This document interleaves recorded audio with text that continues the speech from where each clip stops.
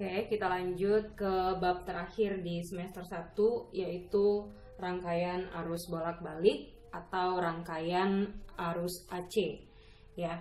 Nah, sekarang sebelum kita lebih lanjut mempelajari rangkaian arus bolak-balik atau rangkaian pada arus AC ini, kita harus mengenali dulu besaran-besaran yang ada pada rangkaian AC ini. Nah, jadi AC itu singkatan dari alternating current atau arus bolak-balik. Nah, lalu yang kemarin kita pelajari itu rangkaian apa, Bu? Yang kemarin kita pelajari itu adalah rangkaian arus searah atau rangkaian arus DC.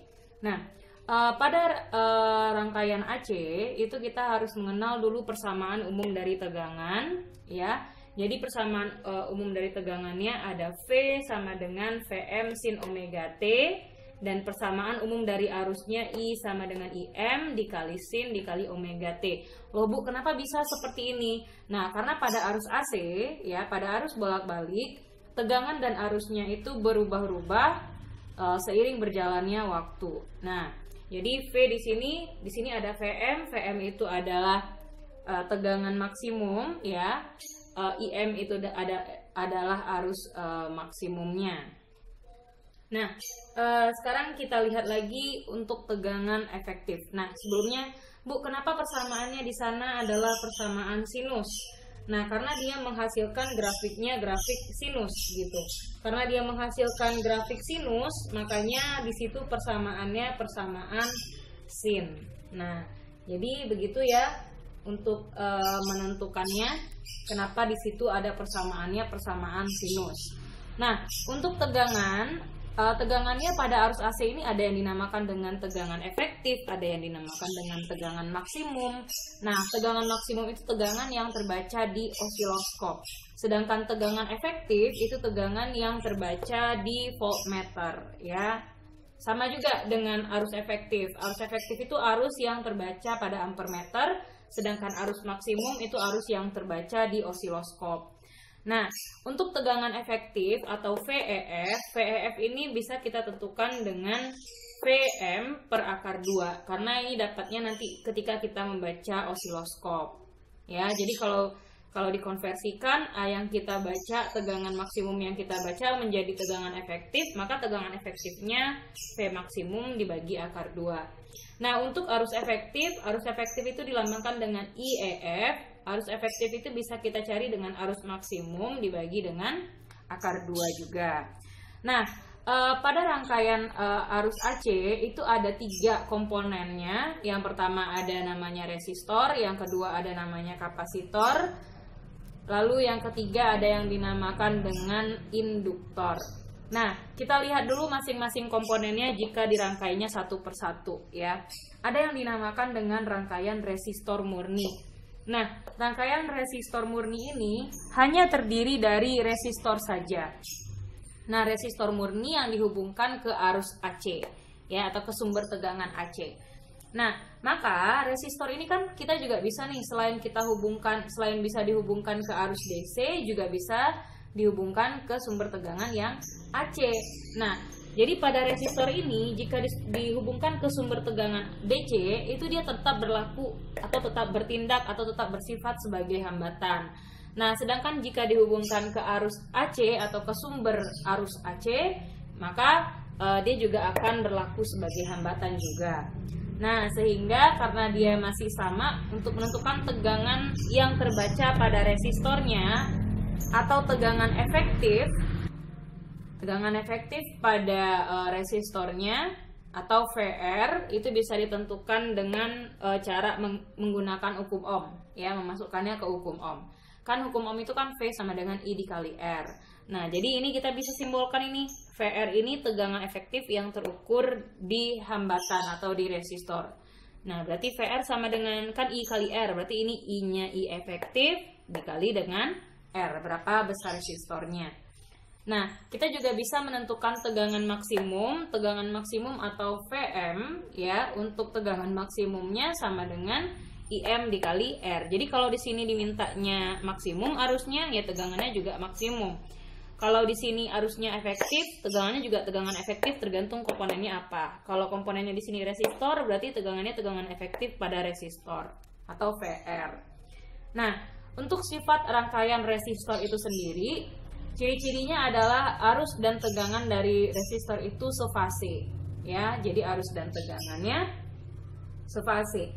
Sehingga kalau kita gambarkan diagram fasornya atau diagram fase vektor itu dengan tanda panah ya. Jadi kita gambarkan dengan tanda panah. Jadi kalau seandainya arusnya I-nya dalam keadaan 0, V-nya juga ini I ya. Nah, maka V-nya juga sefase, arahnya sama gitu. Nah, jadi ini arahnya sama juga. Jadi kalau seandainya dia berada pada titik 0 di sini, derajatnya 0 ya, sudutnya 0, berarti V-nya juga 0. Nah, dia searah begini.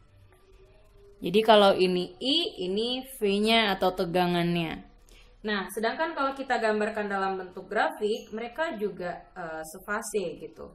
Jadi ini grafiknya grafik V terhadap I ya. Ini waktunya. Nah, jadi kalau dia sefase, pada saat waktunya 0, tegangannya belum mempunyai nilai juga. Nah, berarti bisa kita simbolkan dengan seperti ini, yang warna merah.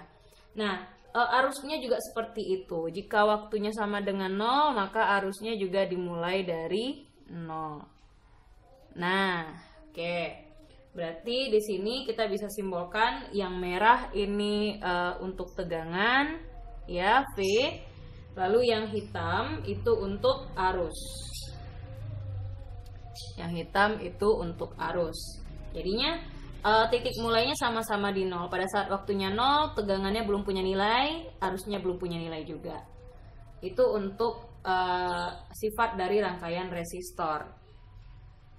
Nah, kita juga bisa di sini menentukan persamaan arus dan persamaan tegangannya. Nah, jadi kalau seandainya diminta persamaan umum untuk arusnya, pada rangkaian resistor itu persamaan arus dari resistornya I sama dengan IM dikali sin omega T, dan persamaan tegangannya, persamaan umum dari tegangannya V sama dengan Vm dikali sin omega T. Itu kalau diminta dalam bentuk persamaan. Nah, yang kedua itu ada yang dinamakan dengan, atau yang C ya, yang C itu yang dinamakan dengan rangkaian induktor murni. Nah, rangkaian induktor murni itu terdiri dari induktor atau kumparan ya, kawat kumparan itu yang dihubungkan dengan sumber tegangan bolak-balik atau sumber tegangan AC. Nah, jadi di sini induktor itu bisa dihubungkan ke sumber tegangan DC atau bisa dihubungkan ke AC ya. Nah, maka kalau dia dihubungkan ke DC, itu induktor akan bersifat sebagai konduktor, dan jika dihubungkan ke AC atau tegangan bolak-balik, arus bolak-balik, itu akan menjadi reaktansi induktif. Nah, reaktansi induktif ini maksudnya kita membuat si induktor ini satuannya berubah menjadi ohm. Yang tadinya kan satuan induktor itu adalah Henry. Nah, agar satuannya berubah menjadi ohm, itu dia dihubungkan ke tegangan AC di mana namanya reaktansi induktif. Nah, sehingga kita bisa menentukan besar reaktansi induktifnya itu sebesar XL sama dengan omega dikali L. Jadi XL ini besar reaktansi induktifnya yang satuannya dalam ohm. Jadi XL sama dengan omega dikali L, di mana yang namanya omega itu ya, kita bisa cari omega itu dengan 2VF atau bisa mencari omega itu dengan 2V per T gitu. Nah, jadi bisa diganti ya kalau seandainya dikasih tahu frekuensinya dan dikasih tahu periodanya. Nah, sekarang kita lihat bagaimana cara kita menentukan tegangan yang terukur di induktor, tegangan efektif yang terukur di induktor atau VL, dan tegangan maksimum di induktornya. Nah, jadi di sini kita bisa lihat di sini tegangan yang terukur di induktornya atau tegangan efektif yang terukur di induktornya atau VL sama dengan I efektif dikali XL. Jadi VL ini adalah tegangan efektif yang terukur pada induktornya atau VL ya. Nah, bisa dikali dengan IF dikali XL. Kalau yang ditanya berapa tegangan maksimum dari induktornya, berarti Vm sama dengan, karena ini Vm tentu I yang dipakai juga I maksimum ya. I maksimum dikali XL. Nah, untuk sifat rangkaian induktif, itu ciri-cirinya adalah tegangan mendahului si arusnya. Nah, jadi kalau dilihat di sini dia membentuk sudut fase 90 ya. Maka kalau tegangannya sudah sampai ke 90 derajat ya, ini tegangannya, arusnya masih 0 derajat. Nah, kira-kira seperti itu. Arusnya masih belum ada nilai. Nah, kira-kira arusnya seperti ini. Ya, jadi tegangannya lebih duluan daripada si arusnya.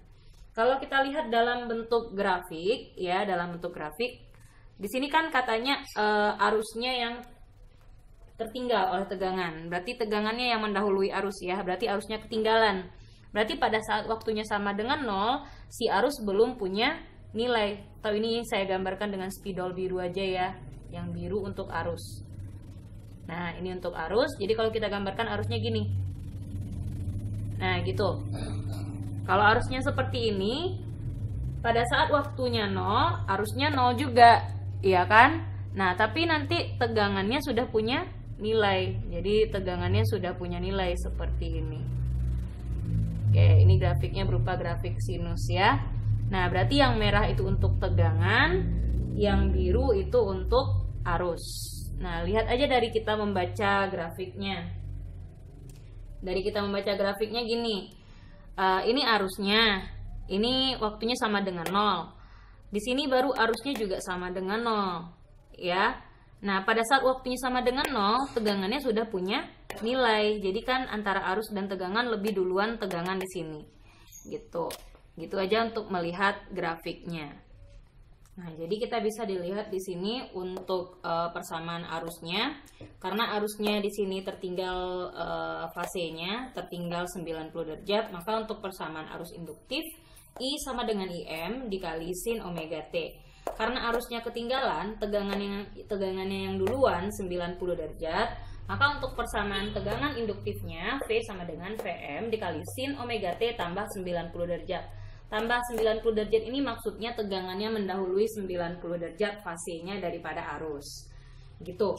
Nah, sekarang kita lihat rangkaian selanjutnya, yaitu rangkaian kapasitif murni. Oke, kita lihat di sini untuk reaktansi rangkaian kapasitor murni. Nah, atau nanti akan disebut dengan reaktansi kapasitif ya. Untuk rangkaian kapasitor murni itu nanti dia kapasitor itu yang dihubungkan ke arus AC. Ya, kapasitornya dihubungkan ke sumber tegangan AC atau dihubungkan ke arus AC-nya. Nah, maka kapasitor, ingat ya, kapasitor itu fungsinya untuk menyimpan muatan, ya kan? Nah, berarti kapasitor kalau dia dihubungkan ke sumber tegangan DC, maka dia akan bersifat sebagai isolator. Dan jika dia dihubungkan ke sumber tegangan AC, maka dia akan bersifat reaktansi kapasitif. Jadi maksudnya reaktansi kapasitif itu adalah kapasitor yang nantinya punya satuan ohm. Harusnya kan kapasitor itu satuannya farad ya. Nah, tapi agar dia satuannya ohm, kita hubungkan dia ke sumber tegangan AC. Nah, dia nanti akan bersifat sebagai reaktansi kapasitif. Jadi sama sifatnya nanti dengan hambatan. Maka kita bisa menentukan besar reaktansi kapasitifnya atau yang disimbolkan dengan XC dengan persamaan 1 per omega dikali C. Jadi ini 1 ya, 1 per omega dikali C. Nah, dimana di sini yang omega itu sama dengan kita bisa tentukan omega 2V dikali F, atau omega itu sama dengan 2V per T, tergantung nanti apakah periode atau frekuensinya yang dikasih tahu. Nah, untuk itu kita bisa mencari berapa tegangan efektif yang terukur di kapasitor saja. Jadi tegangan efektif yang terukur di kapasitor itu dinamakan dengan VC. Nah, karena ini kan bersifat efektif, ini tegangannya, maka kalau kita mau cari tegangan efektif pada kapasitor, yang kita pakai juga arusnya arus efektif, ya kan? Nah, kalau di sini arus efektif, karena yang kita cari pada kapasitor, maka yang kita pakai di sini adalah XC-nya. Lalu kita juga bisa menentukan tegangan maksimumnya atau VM-nya. Kalau ini tegangan maksimum yang akan kita cari, maka arus yang kita pakai juga harus arus maksimum. Tinggal dikalikan saja dengan XC. Nah, sifat rangkaian kapasitif ini, itu ciri-cirinya adalah arusnya mendahului tegangan. Jadi kalau seandainya kita gambarkan dalam bentuk grafik, kalau tadi kan tegangan mendahului arus ya, artinya pada saat tegangannya sudah membentuk fasenya 90, kalau yang tadi arusnya masih fasenya 0. sekarang arusnya mendahului tegangan. Berarti kalau kita bikin diagram fasornya, pada saat arusnya sudah membentuk sudut 90 ya, ini arusnya, tegangannya masih 0 derajat. Nah, jadi kalau kita gambarkan tegangannya kira-kira bentuknya seperti ini. Oke, itu dia V-nya. Nah, sekarang bagaimana dia kalau kita gambarkan ke dalam bentuk grafik? Nah, kalau kita gambarkan dia dalam bentuk grafik, di sini ada V atau I-nya, jadi ada buah grafik di sini terhadap waktu. Maka pada saat waktunya sama dengan 0, si tegangan tadi masih membentuk 0 derajat. 0 derajat nilainya, dia belum punya nilai tegangannya, tetap masih di angka 0. Sedangkan arusnya, jadi yang merah ini untuk tegangan, sedangkan arusnya dia sudah punya nilai. Nah, jadi kalau kita lihat di sini, ini yang V-nya yang warna merah, ya, yang I-nya yang warna biru. Nah, lihat aja di sini. Pada saat waktunya 0, tegangannya masih belum punya nilai, sedangkan arusnya sudah ada nilainya di sini. Oke? Jadi gitu aja cara kita melihat grafiknya dan diagram fasornya. Nah, kita juga bisa menentukan persamaan arus dan persamaan tegangan untuk rangkaian kapasitif ini. Nah, jadi di sini karena pada rangkaian kapasitif ini tadi arusnya mendahului tegangan, maka untuk persamaan arusnya I sama dengan arus maksimum dikalisin omega T tambah 90. Tambah 90 ini maksudnya arusnya mendahului fase 90 derajat dibandingkan dengan tegangan. Nah, untuk persamaan tegangan kapasitifnya V sama dengan Vm dikalisin dikali omega T. Nah, itu dia kalau seandainya ada 3 komponen arus listrik yang kita rangkai pada sumber arus AC. Nah, sekarang kita lihat kalau seandainya ketiga komponen tersebut kita rangkaikan secara seri, yaitu yang dinamakan dengan rangkaian RLC. Oke, kita lihat untuk rangkaian seri RLC. Nah, rangkaian seri RLC ini maksudnya 3 komponen, ada resistor, ada induktor, dan ada kapasitor. Itu ketiga-tiganya kita rangkai secara seri, ya, dan dihubungkan dengan sumber tegangan AC. Nah, jadi kalau RLC-nya dirangkai secara seri, berarti arus yang mengalirnya, arus efektif yang mengalir di masing-masing hambatan itu semuanya sama, ya kan? Nah, arus yang efektif yang mengalir di R, di L, dan di C adalah sama. Nah, sekarang kita lihat bagaimana cara kita menentukan tegangan total pada rangkaian RLC ini. Untuk tegangan total pada rangkaian RLC itu disimbolkan dengan V saja. Jadi V sama dengan akar dari VR kuadrat ditambah VL dikurang VC dikuadratkan. Nah, kalau seandainya Bu yang dirangkai seri itu hanya R dan L saja, berarti untuk mencari V totalnya atau tegangan totalnya pakai VR dan VL saja. VC-nya sama dengan 0, berarti di sini VL-nya VL kuadrat gitu. Kalau yang dirangkainya hanya R dan C saja, berarti tegangannya R-nya berapa, VL-nya sama dengan 0, C-nya ada gitu kan. Begitu juga dengan impedansi. Nah, kalau kita tahu ketika kita belajar arus searah, ya, itu hambatan total itu dinamakan dengan R kan. Nah, sedangkan pada rangkaian arus bolak-balik ini, hambatan total itu yang dinamakan dengan impedansi. Nah, jadi impedansi ini merupakan hambatan totalnya. Nah, jadi impedansi ini dilambangkan dengan huruf Z, ya. Jadi impedansi pada rangkaian RLC dilambangkan dengan Z. Z itu sama dengan akar dari R kuadrat ditambah XL dikurang XC dikuadratkan. Nah, kalau seandainya pada rangkaian itu hanya ada R dan L saja, nah berarti XC-nya sama dengan 0, ya kan? Kalau di rangkaian itu hanya ada R dan C saja, berarti XL-nya sama dengan 0. Nah, jadi harus bisa pandai-pandai saja membedakannya. Nah, kita juga bisa menentukan tegangan maksimum dari rangkaian RLC ini. Untuk tegangan maksimum pada rangkaian RLC itu dilambangkan dengan VM atau tegangan maksimum. Nah, VM ini cara kita menentukannya, VM sama dengan IM dikali Z. Z tadi kan impedansi, jadi cari dulu impedansinya, baru bisa cari tegangan maksimumnya sama dengan IM dikali Z. Nah, lalu kita juga bisa menentukan tegangan efektif dari rangkaian RLC ini. Nah, untuk rangkaian RLC ini, tegangan efektifnya atau VEF-nya itu sama dengan IF, I efektif dikali impedansinya. Cari dulu impedansinya berapa. Gitu ya. Jadi IF ini arus efektif, V tegangan efektif, VM tegangan maksimum, IM arus maksimum, Z impedansi, sedangkan V saja itu tegangan total. Nah, VL apa Bu? VL itu tegangan efektif yang terbaca pada induktornya. VC tegangan efektif yang terukur pada kapasitornya. VR tegangan efektif yang terukur pada resistornya. Nah, jadi kalau diperhatikan di sini, VM itu tegangan maksimum dalam satuan volt, IM itu arus maksimum satuannya ampere, IEF itu arus efektif satuannya ampere, R hambatan satuannya ohm, XL itu reaktansi induktor satuannya ini reaktansi induktif ya, reaktansi induktif satuannya ohm, sedangkan XC itu reaktansi kapasitif itu satuannya juga ohm, Z itu impedansi satuannya ohm, C kapasitor satuannya farad, L itu induktor satuannya adalah Henry. Oke, kita langsung aja masuk ke contoh soal berikut.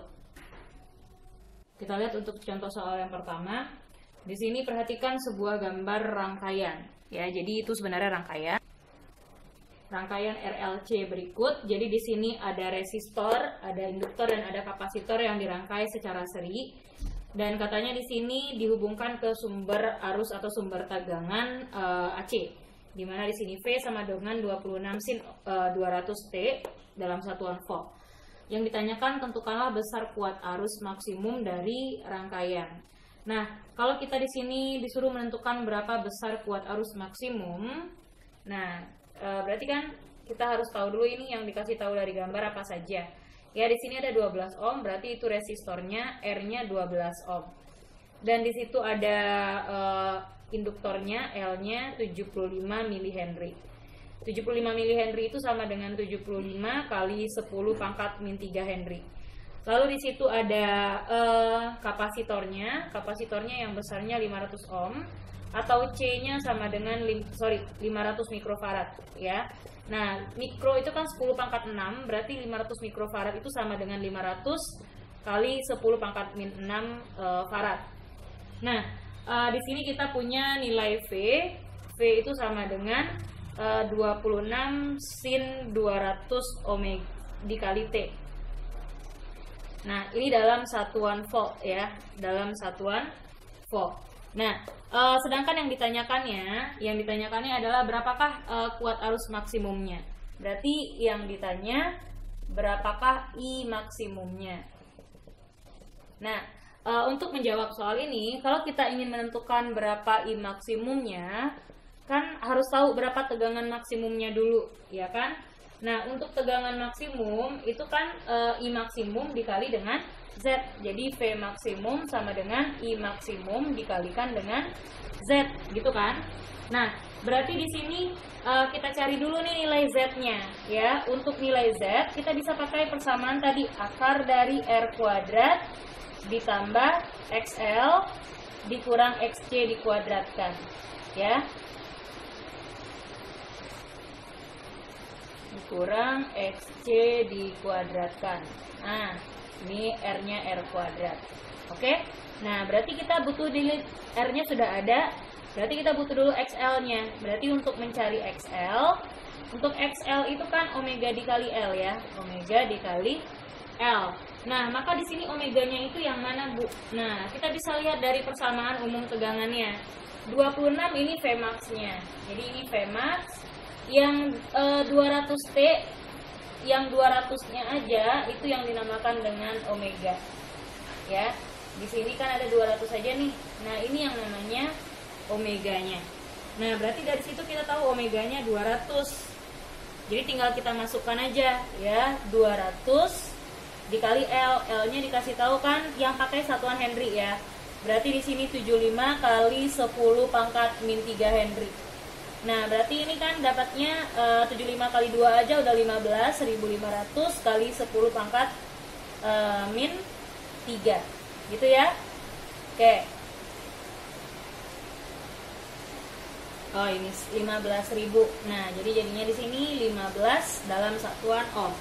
Nah, sudah dapat nilai XL-nya, kita bisa mencari nilai XC-nya. Berarti untuk nilai XC sama dengan 1 per omega dikali C. Nah, berarti kan omeganya kita sudah tahu 1/. Kalau kita punya omeganya tadi, untuk omeganya sendiri ya, jadi XC-nya sama dengan omega 1/, omega dikali C. Nah, bisa kita cari di sini nih, 1/. Omeganya kita pakai 200, XC-nya kita pakai C. Oke, C-nya 500 kali 10 pangkat min 6. 500 kali 10 pangkat min 6.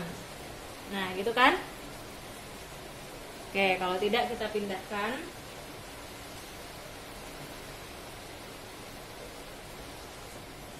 Berarti kita masukkan di sini 1/. Ya. Omeganya kita ambil di sini tadi 200. C-nya kita pakai yang satuannya sudah farad. Jadi 500 kali 10 pangkat min 6. Nah, 1 dibagi 200 kali 10 pangkat min 6. Berarti kan 2 kali 5 aja udah 10. Berarti 10, ini nolnya berapa nih? 1, 2, 3, 4. Berarti 10 pangkat 4 kali 10 pangkat min 6. Iya kan? Nah, berarti di sini 1/, ini kan 10 pangkat 5 ya. Berarti 10 pangkat 5 kurang 10 pangkat min 6 itu berapa? 10 pangkat min 1. Nah, berarti XC-nya naikkan ke atas ya. Jadi XC-nya sama dengan 10 ohm. Nah, sudah dapat XC-nya. Yang kita cari apa lagi? Baru bisa masukkan ke persamaan Z. Nah, kita bisa di situ cari nilai Z-nya dengan persamaan Z sama dengan akar dari R kuadrat ditambah XL dikurang XC dikuadratkan. Nah, berarti kita bisa masukkan ini nilai R-nya. Ya, untuk nilai R-nya saja itu tadi nilai R-nya 12 ohm ya. Berarti 12 dikuadratkan ditambah XL-nya kita punya 15 dikurang XC-nya kita punya 10. Ini dikuadratkan, berarti ini 144 ditambah 15 dikurang 10. 15 kurang 10, 5, kita kuadratkan.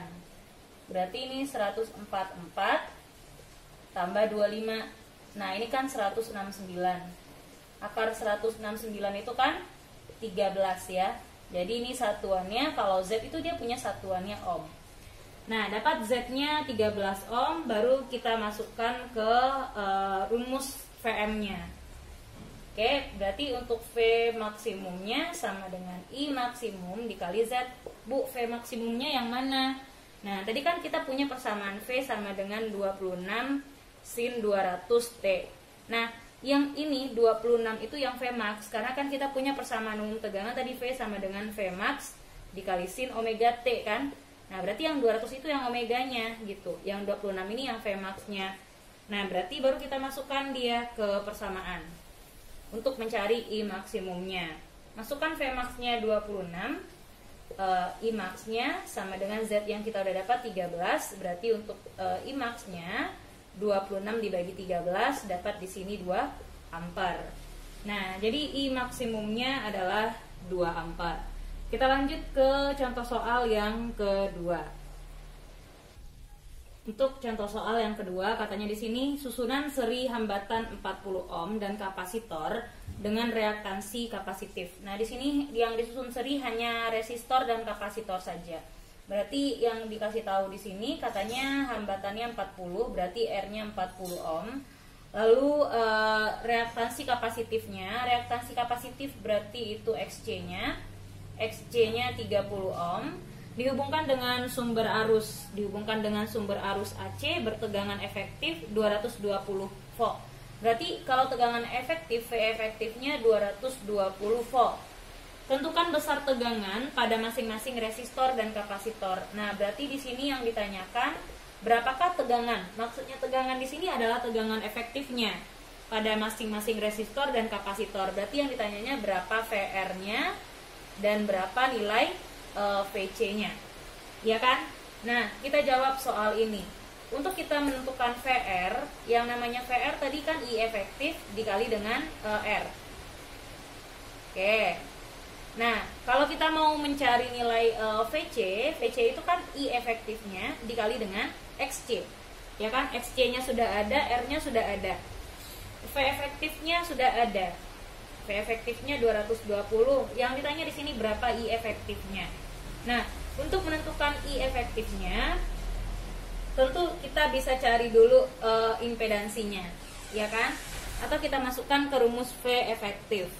Nah, berarti untuk mencari V efektif itu kan kita butuh I efektif di sini ya. Untuk mencari I efektifnya kan bisa kita pakai rumus V efektif karena V efektif dikasih tahu.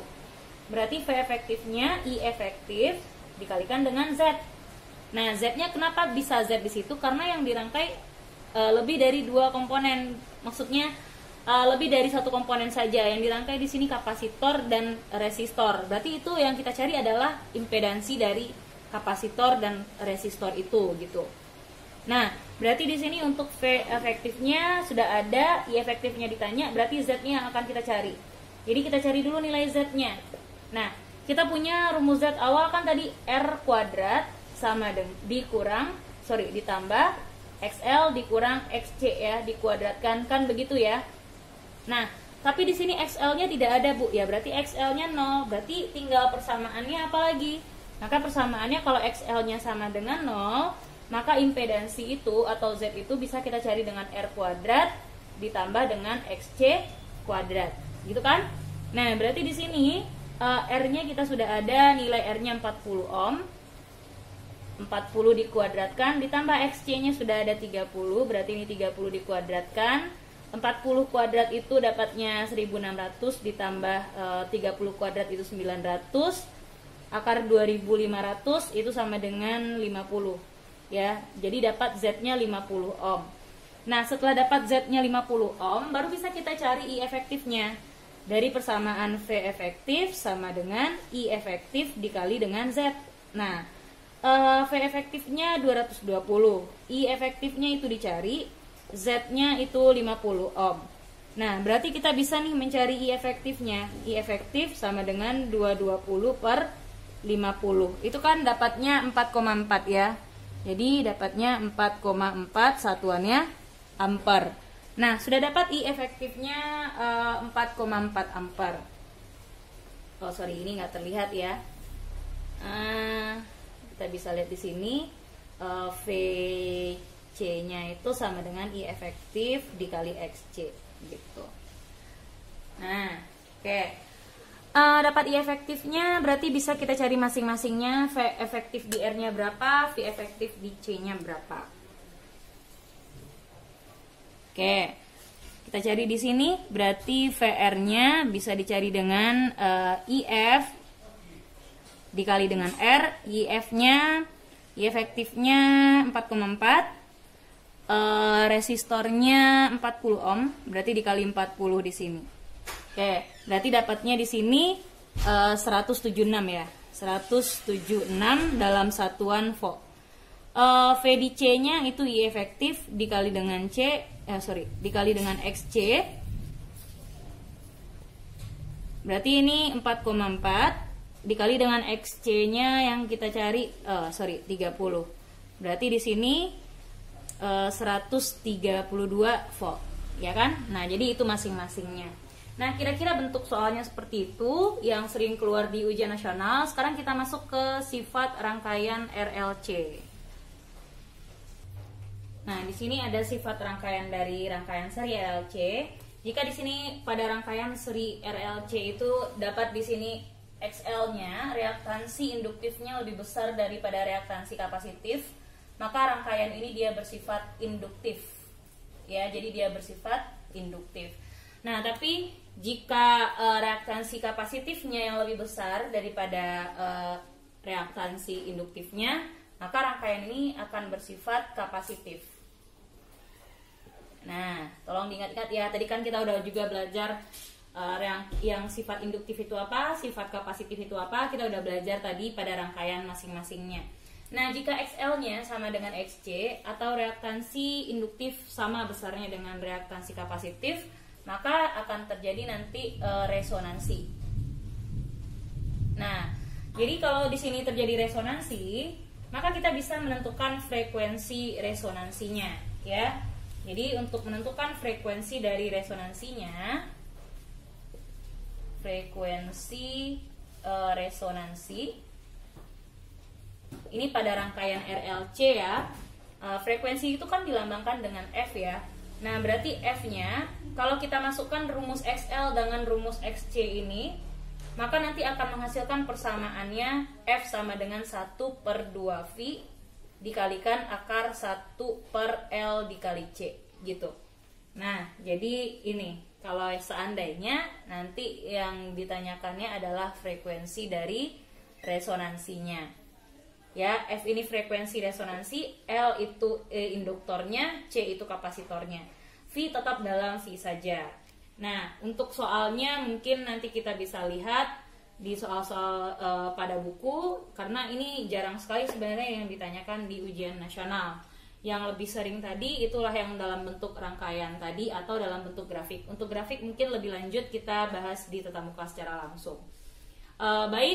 Inilah terakhir dari pembelajaran kita kelas 12 MIA semester 1, yaitu rangkaian arus bolak-balik. Silakan dipelajari lagi. Selamat belajar dan salam fisika.